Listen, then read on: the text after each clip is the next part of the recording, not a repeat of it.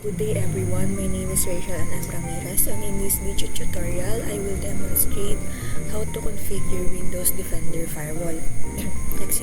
The purpose of this tutorial is to show my understanding of how to block and unblock an application's network access using Windows Firewall, and to explain how the firewall processes these actions. So dito sa demonstration, I will be using Google Chrome as my chosen application. So, click natin yung Google Chrome.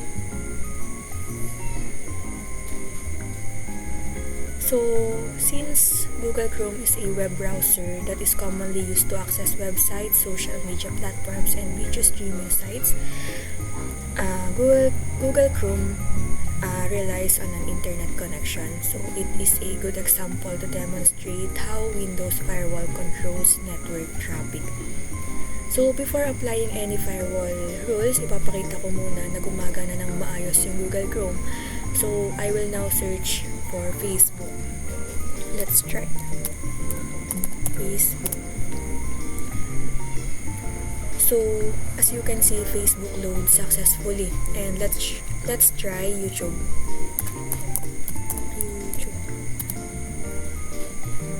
So, YouTube is also working properly. So, this confirms that Google Chrome currently has internet access. So, now, I will proceed to block Google Chrome using Windows Defender Firewall. So, pupunta tayo dito sa Windows search bar.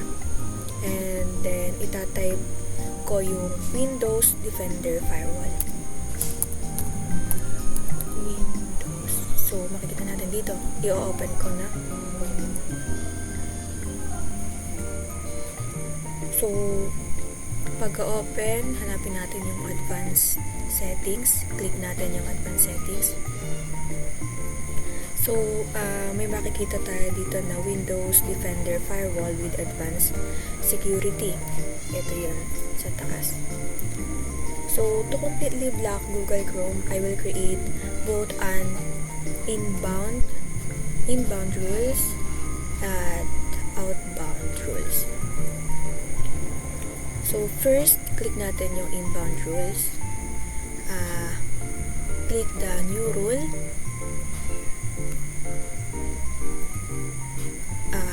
Sa program, after ng program ay magne-next tayo. And dito sa browse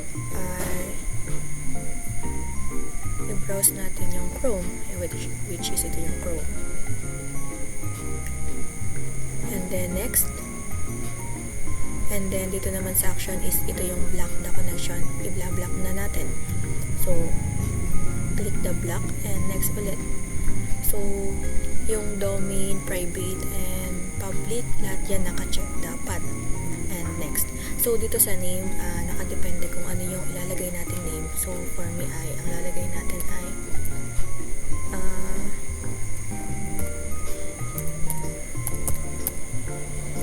Chrome in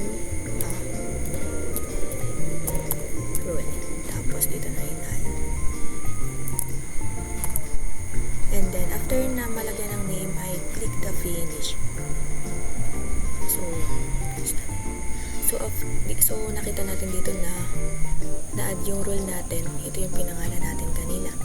And kasunod naman is outbound. So, yung paggagawa sa outbound ay ganon din. So, next, hanapin natin dito yung i-block natin na application na Chrome. And then, next ulit. And block the connection. Naka-check yung tatlo. Okay. And sa name naman ay may tuloy. Chrome out rule. Then finish. Nakapag-apply na tayo ng rule, ay itest naman natin i-test ulit natin yung Google Chrome if successfully blocked na siya. So, open natin yung Google Chrome. search ulit natin yung Facebook.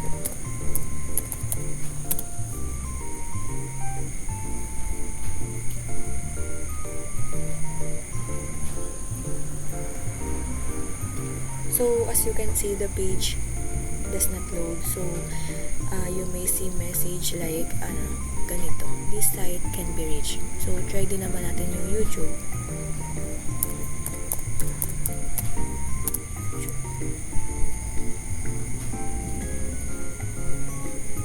So, yun ulit yung lumabas na this site can be reached. So, this confirms that the firewall block is working. So, paano natin ito mababalik ulit? So, punta ulit tayo sa Windows Defender, Firewall, and Advanced Security. So, dito tayo sa inbound rules. Dito sa ibaba ng Chrome in rule ay merong nakalagay na disabled rule. Disable natin siya. Sa outbound rules, ganun din. Disabled natin siya. So, na-disable na natin. So, balik tayo sa Chrome. So, Facebook. Search ulit natin dito, Facebook. So, meron na ulit. So, it means na ano natin siya, na-unblock na natin. Ito rin YouTube, meron na agad. So, this confirms that Google Chrome has been successfully unblocked. Dito naman sa aking flowchart, so makikita natin na when Chrome is blocked, so ito yung process. Nakalagay dito is, kapag block si Google Chrome, ito yung process. Google Chrome tries to access internet. Windows firewall checks the inbound and outbound rule. Since meron tayong nilagay na rule kanina at existing yung rule at nakaset siya para ma-block yung Chrome, the connection is denied. So, that's why the website does not load. And when Chrome is unblocked naman, ganito yung nangyayari. So, Chrome tries to access internet. Windows firewall check the rules. So, na-disable na natin kanina yung rules. So, nawala yung blocking. Wala nang na-found na rule. So, mayroon na siyang connection. Kaya, the connection is allowed and the website loads successfully. In conclusion, this tutorial demonstrates how Windows Defender Firewall controls network traffic by using inbound and outbound rules. So, by blocking, disabling firewall rules, we can control whether an application like Google Chrome can access the internet. And that's all. Thank you for watching.